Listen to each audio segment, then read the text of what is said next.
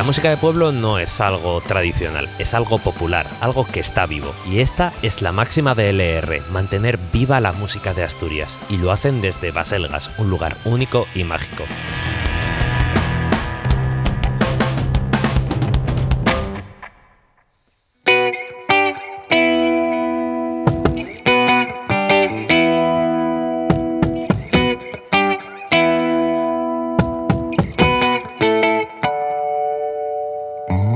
La chuna chuma uno cielo blanca entera tiene la cara. La chuna chuma uno cielo blanca entera tiene la cara. Miau amor cuando la mira, miau amor cuando la mira, sal contenta a la ventana. Miau amor cuando la mira, miau amor cuando la mira, sal contenta a la ventana.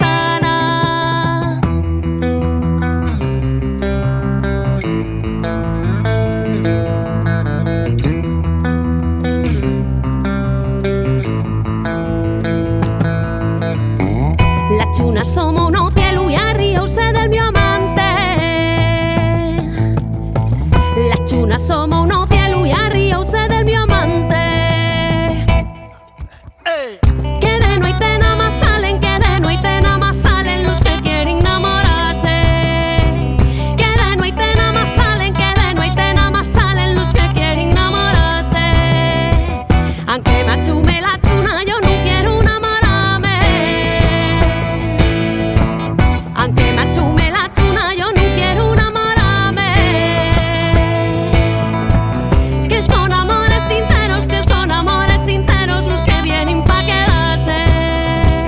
Que son amores sinceros los que vienen pa' quedarse.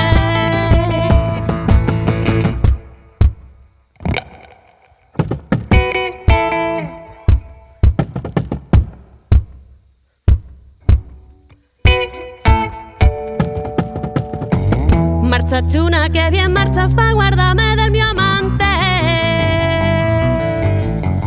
Marcha chuna, que bien marchas pa' guardarme del mi amante. Que en oscuro se contentan, que en oscuro se contentan los que vienen a mirarme. Que en oscuro se contentan, que en oscuro se contentan los que vienen a mirarme.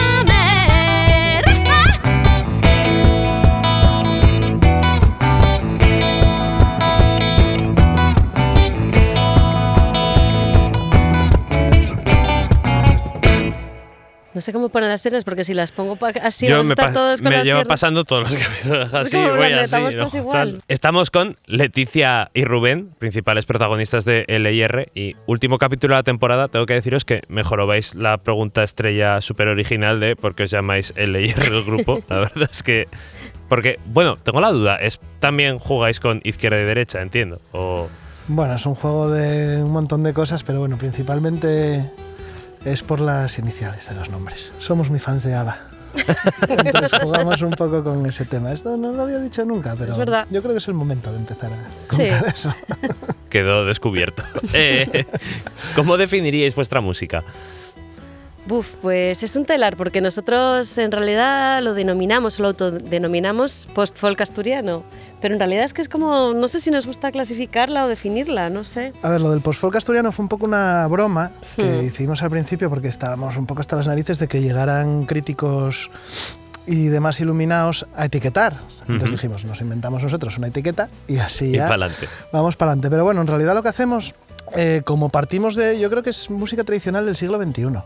O sea, partimos de las melodías tradicionales, de los ritmos tradicionales para el baile principalmente, es música asturiana para el baile o lo que se bailaba en Asturias, que es un repertorio y unos bailes comunes a una parte también amplia de la península. Pero yo creo que es un poco eso, es música pues popular, tradicional, pasado por nuestro filtro y bueno, como lo entendemos nosotros, ¿no?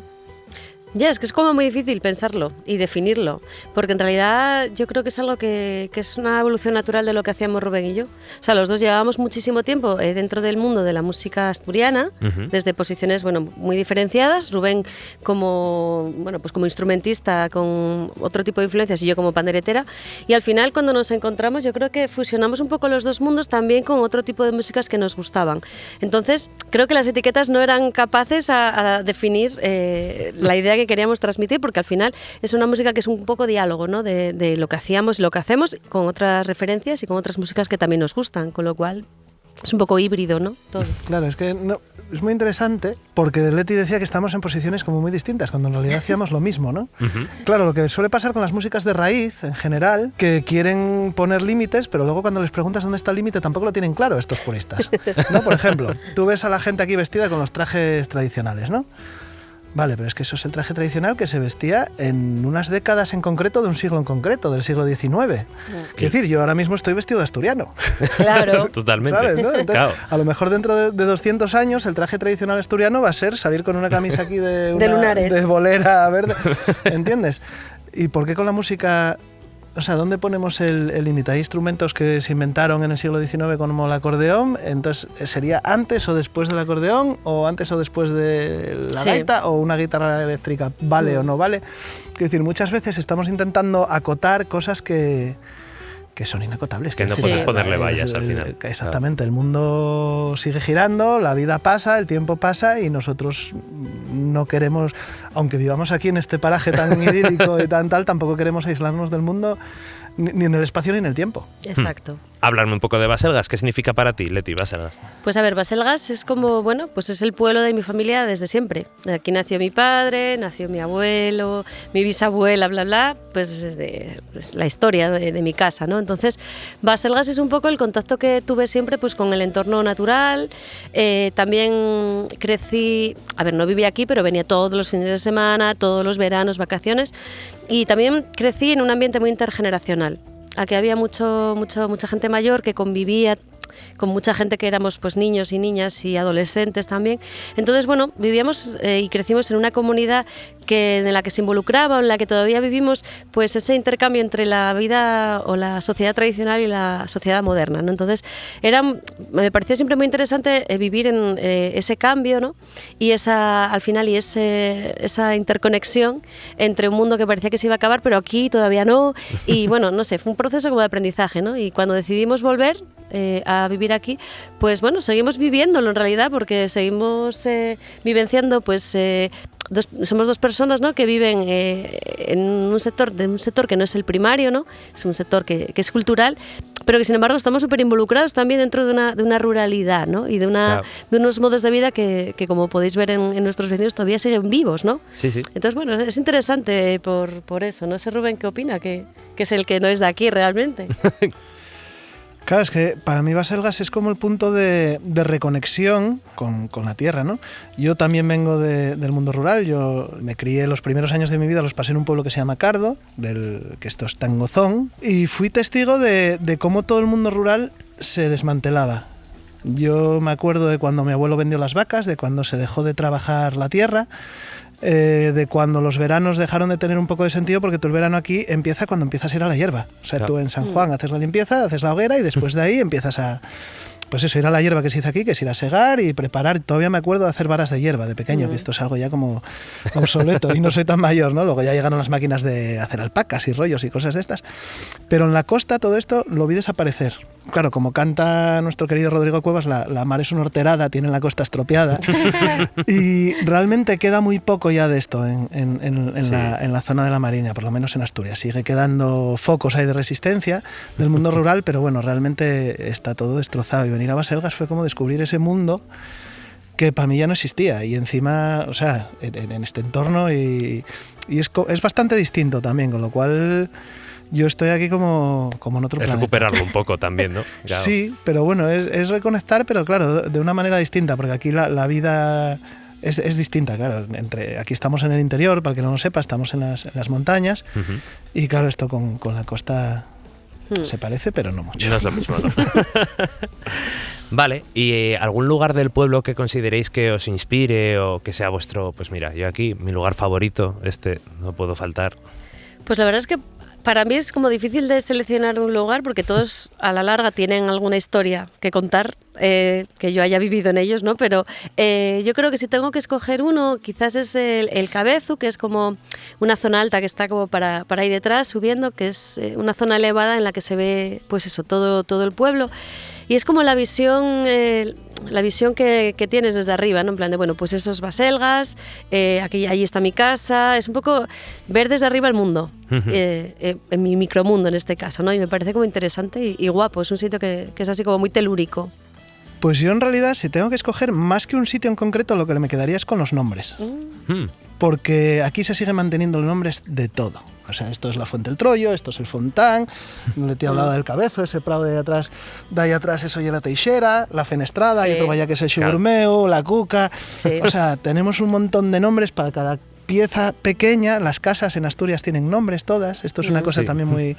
Entonces nuestra casa es Catiadoro, esto es Cacuesta, más arriba está Capachuco, que antes igual esto es Carrufa, que igual antes no soy de Cá, no sé qué, no sé cuánto, igual.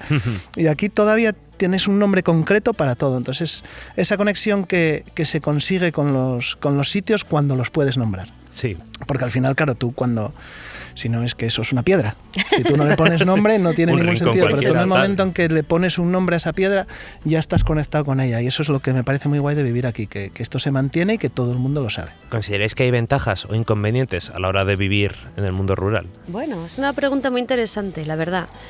Bueno, venga, ¿hablas tú de las ventajas y yo de las desventajas? Para que no, es que en realidad no hay tantas ventajas. O sea, hay mucha gente que tiene esto romantizado, que piensan que vamos a vivirnos al pueblo, que vaya bien, que vaya tal, que bien, que tranquilos. La vida tranquila, cuando en realidad, no, es todo lo contrario. Aquí en el pueblo, o sea, tú tienes que mantener la casa, vas a tener a los perros ladrándote por la noche porque a lo mejor apareció aquí el jabalí, hace unos años se subió el oso a un muro y nos tiró medio muro intentando robar las colmenas de la miel.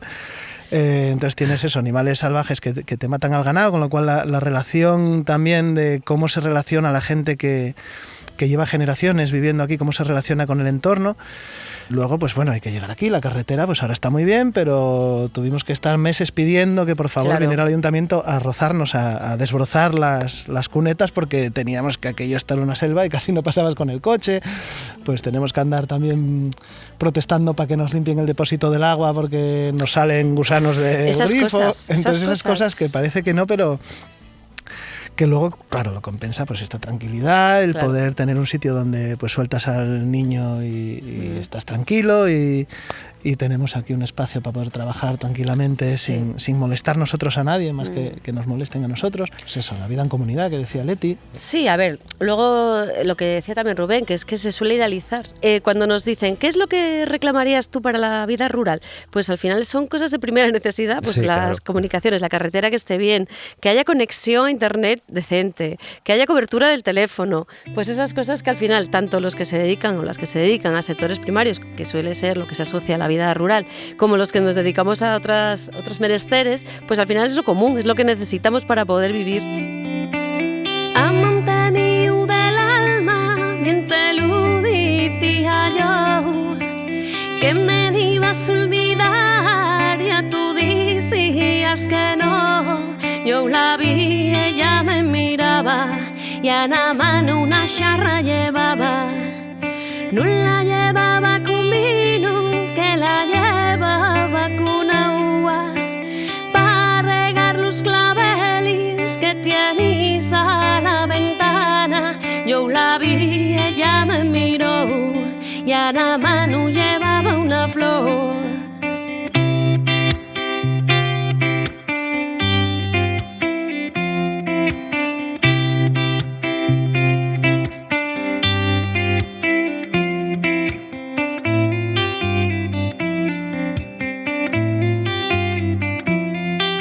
Se canto, dicen que canto, se lloro, dicen que lloro.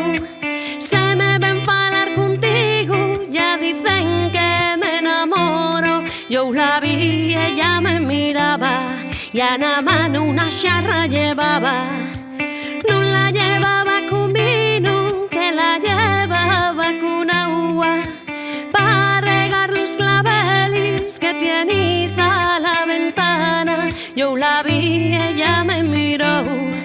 en la mano llevaba una flor.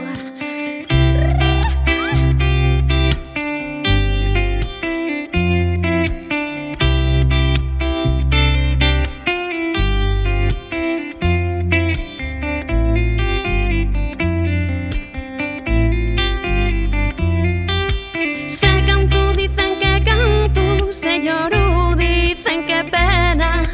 La gente murmura cualquier manera. Yo la vi, ella me miraba y en la mano una jarra llevaba.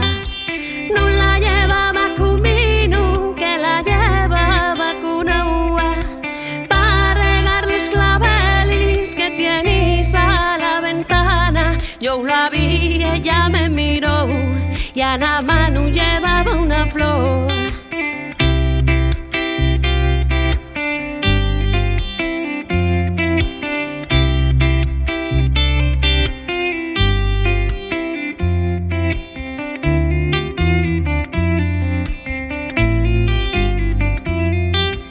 Adiós, Publin de Baselgas, de espaldas te voy mirando, aunque la cara va alegre y el corazón va llorando. Yo la vi, ella me miraba y en la mano una jarra llevaba. No la llevaba conmigo, que la llevaba con agua para regar los claveles que tienes a la ventana. Yo la vi, ella me miró y en la mano llevaba una flor.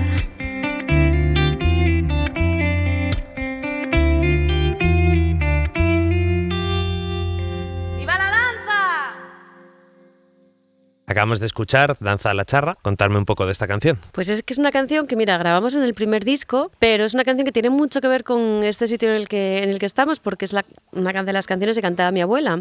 Además, se cantaba para la danza, que es la forma que tenían como de acabar las fiestas aquí en Asturias, y que tenemos todavía, que es como una especie de baile en corro, en círculo, agarrados así como de los meñiques y demás, y que es una forma de baile como eso, muy comunitaria y muy chula.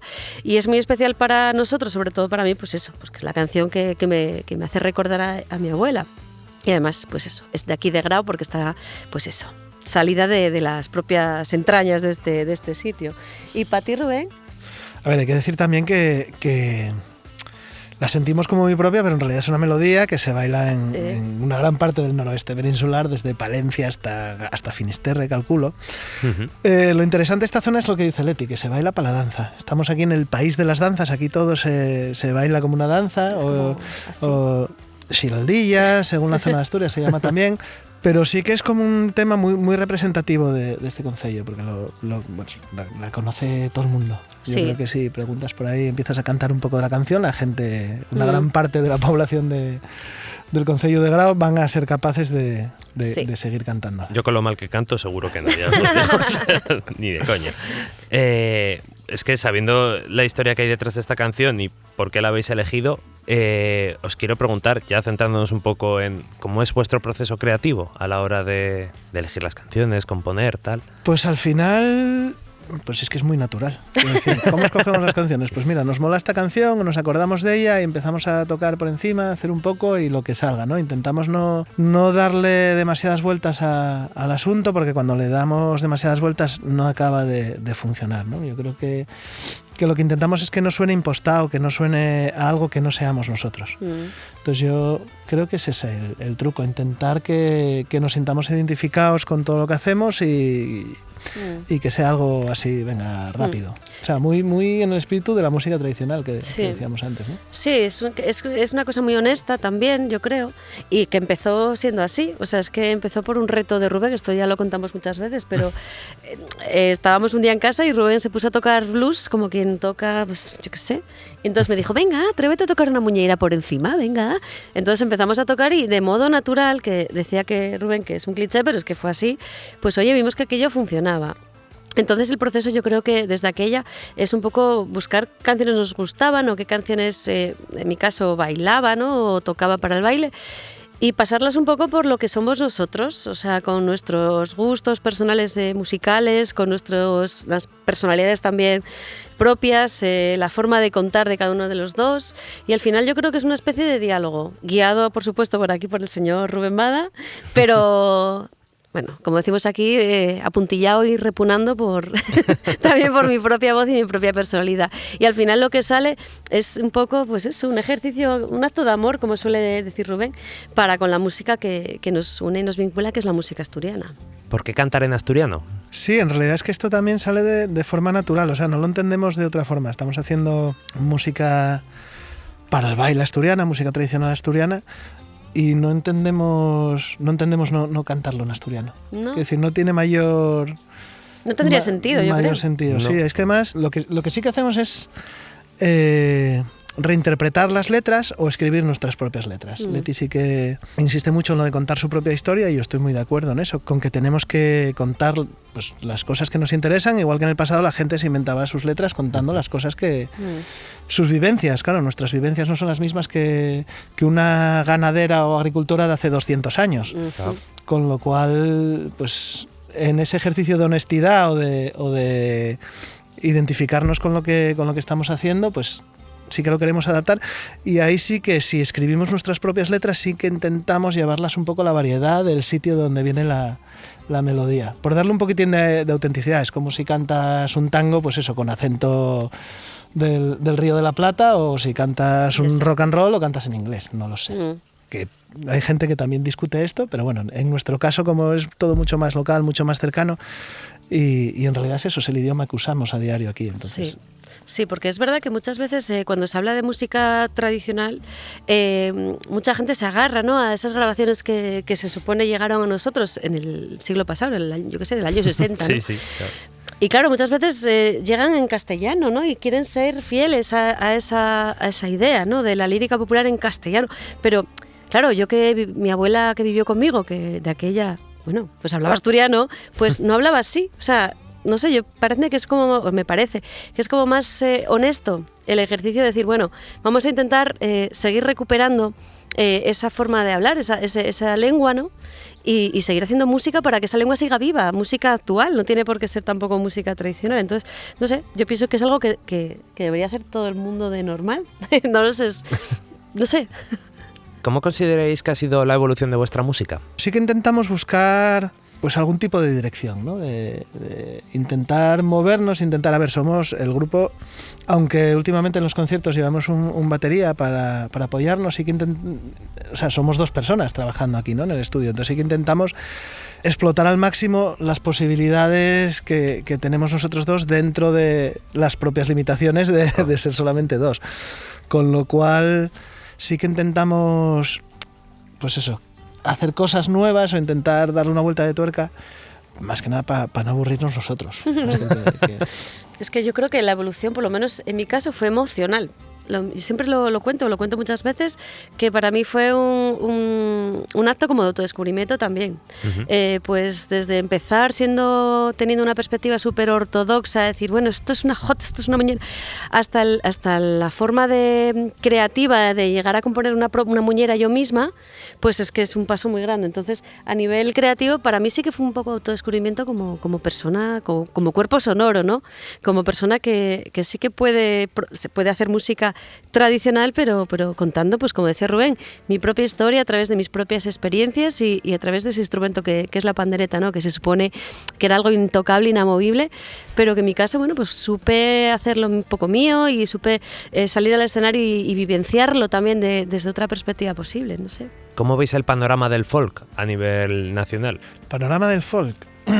Es meterme en un jardín aquí, yo ya lo sé. No, que va. No, a ver, ahora mismo... Claro, ahora ya estamos como un poco de resaca, ¿no?, de esta moda que hubo estos años atrás en las músicas tradicionales. Claro, nosotros llevamos trabajando en esto desde antes de 2015, tengo apuntado. Sí, desde el 2015 que no estaba esto de moda para nada.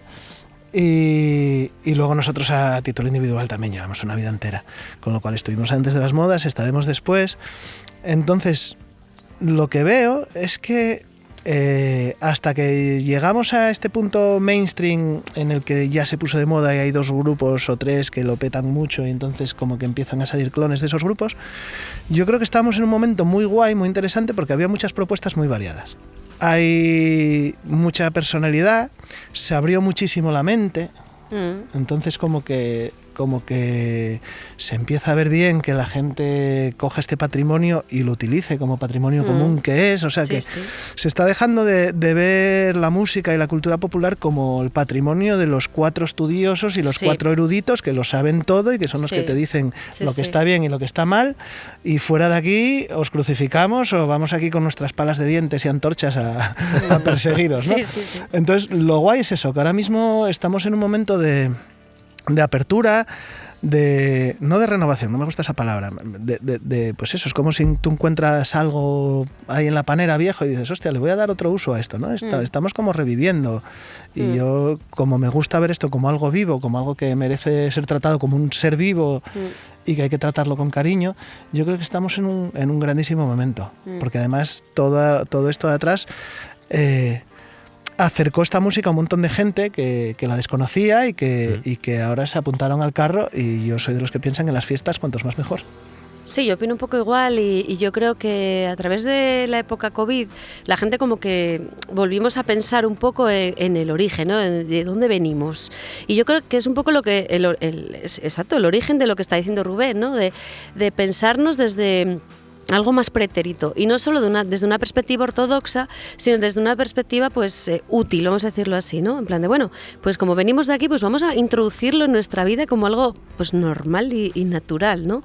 Claro. Entonces, esa forma de deconstruir la idea de folclore es lo que estamos viviendo y lo que llevamos viviendo, pues eso, en los últimos años. Lo que pasa que, bueno, al final siempre es como un rebufo, ¿no? Yo creo que es una cuestión cíclica y que pasará X años y volveremos otra vez a estar hablando de tradición y de folclore, y todo va y viene, pero lo más interesante es lo que estaba diciendo Rubén, que estamos siendo capaces de introducirlo en nuestra vida diaria, en la música contemporánea y en la vivencia actual, ¿no? Sí, claro, que ahora, aunque haya un boom un poco, ¿no?, de ese nuevo folk, ¿no?, que decimos, pero claro, a cuantos, lo que decías, ¿no?, cuantos más hay en la fiesta, mejor. Cuantas diferentes versiones tengamos de esto, pues más rico será todo, claro. Claro. Y luego, a ver, tampoco confundamos el que se conozca algo como qué es lo que le da la validez o que existe. Por ejemplo, en Asturias siempre se pensó que no había un romancero.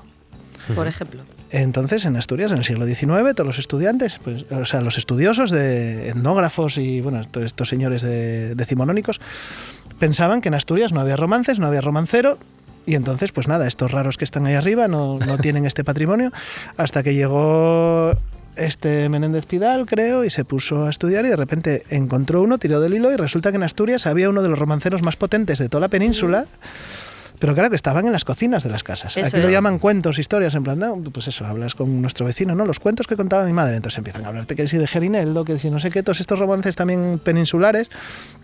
Entonces, quiero decir que muchas veces parece que esto no existe, la gente se sorprende, pero es un patrimonio que se conserva, aunque sea dentro de las casas, que va pasando de generación en generación, y que es algo que a lo mejor no se saca de puertas afuera. Pasa un poco como con el asturiano, que pensamos que no se usa, y luego vienes a Asturias y un poco que te metes en las casas resulta que lo que pasa que, claro, lo tenemos de puertas adentro, ¿no? Claro. Mayormente. Entonces, yo creo que esto siempre va a estar ahí, era lo que decía Lete, independientemente de las modas. Ahora mismo estamos en un buen momento, precisamente porque se conoce, porque se genera atención y la gente tiende a descubrir esto y a identificarse con ello, ¿no? Es que yo creo que es algo que es parte de nuestra memoria colectiva. No lo sé, o sea, la música al final de lo que nos enseña también es formas de recordar, formas de que el pasado se vuelva a actualizar en el presente, ¿no? Formas de conocernos, formas de saber cómo éramos, cómo vamos a ser. Pero claro, lo interesante es lo que estaba diciendo Rubén, que la tradición nunca se entendió, nunca será algo muerto, algo que va y está en el museo nada más para reproducirlo de una exacta manera, siempre igual, ¿no? Es que entonces no sirve para nada, claro. No, la tradición siempre fue y será algo que está siempre en construcción, siempre va a estar haciéndose y rehaciéndose en nuestras propias memorias, porque esas memorias colectivas siempre se están reactualizando. Entonces, la música asturiana, tradicional, pues obviamente viene de muy atrás, pero es que desde también muy atrás se está constantemente reformulando. Entonces, nunca fue algo que estuviera parado. Por eso, cuando muchas veces se categoriza como tradicional y como principio y fin de algo, pues no funciona. Yo creo que al final la propia idea de transmisión, la propia idea de ir pasando patrimonialmente este patrimonio material es lo que lo define, es que es un movimiento, en realidad, una forma de acción, un acto de amor, como solemos decir nosotros. Es que, a ver, yo sí que me gusta incidir en el carácter colectivo de este tipo de manifestaciones culturales, ¿no? Yo creo que es una herramienta muy potente, igual que nos sirve para conocernos, porque aquí estamos hablando mucho, pues eso, de música tradicional asturiana, de cultura asturiana, pero claro, que es algo que compartimos con otros sitios, y si no compartimos melodías, a lo mejor compartimos la forma de bailar, o compartimos la forma de entender la vida, o compartimos... Hacen ver lo parecidos que somos, incluso las diferencias que tengamos, yo considero que es lo que nos hace interesantes. Yo cuando voy a otra parte del mundo, de la península, o de Francia, o de Europa, o donde sea, y veo, coño, pues esto es igual que lo que hacemos allí. Sí. Pero esto es distinto, sí. Qué guay es esto, quiero aprender esto. ¿Sabes? En vez de pensar que no, es que... Lo mío es mejor que el del otro. Claro, tal, y entonces muchas veces, claro, cuando trabajas con este tipo de materiales, con cultura tradicional, pues hay gente que lo entiende un poco mal y nos vamos a esencialismos y eso no. Y no tenéis ni puta idea. Es un poco lo que me dijeron a mí en esa cocina de mi casa, que al final la música solo es música. Y no nos divide, al final nos vincula. Es todo lo contrario. Es todo lo contrario, es un diálogo entre personas. Jo, qué bonito. Pues ha sido un placer teneros aquí en el programa, de verdad que, o sea, estaría todo el día hablando de esto y nos vamos a despedir con Andaneña, ¿no? Venga. ¿Qué me podéis contar de esta canción? Hay una copla tradicional que dice: Andaneña, componte, vamos al baile, que si no vas conmigo no vas con nadie. Y a mí me parece una de las coplas más chungas que hay. Por eso digo que a veces el concepto de tradición hay que saber resignificarlo, hay que saber leerlo y hay que saber llevarlo a nuestro terreno. Entonces, yo lo que quería era darle un poco, o sea, sacar ese punto pues ese punto chungo de que si no vas conmigo no vas con nadie, a todo lo contrario, anda niña, vamos al baile y... haz lo que te dé por la puta gana. Claro. Perdón por el lenguaje, ¿no? Pero no. Es un poco eso de empodérate y anda niña, componte, vamos al baile si te quieres componer y si no. Entonces, bueno, va un poquitín, la letra al final va un poco por ese hilo de ser todos un poco antihéroes, juega un poco con un par de frases que inspiradas un poquitín en el Héroes de Bowie, que empieza, pues eso, yo no voy a ser la reina de la tu vida, ni tú no las... ¿Cómo era? Ni tú no las folas como Tolina. Tolina es delfín en asturiano, entonces... Si alguien conoce esa canción de Bowie va a ver que empezamos con eso. Entonces es un poco que al final tampoco tenemos fuerza para pelear contra el mundo, tampoco podemos cambiarlo, pero si hacemos nosotros nuestra pequeña cosa, que es, pues vamos al baile, lo pasamos bien y ya está. Un poco de eso. Y al final pues es un poco nuestra pequeña revolución, que es pues eso, tocar, cantar, dar vueltas al aire y pasarlo bien. Anda, niña, vamos para el baile. Sí. Pues con ello nos vamos y un placer de verdad teneros aquí. Muchísimas gracias. Gracias por venir.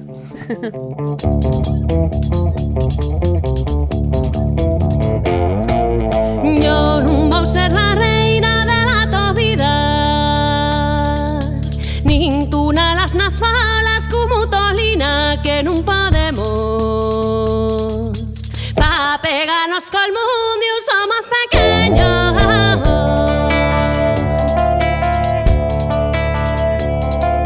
No valimos para héroe ni para heroína, que las buenas ideas volan a porque no pueden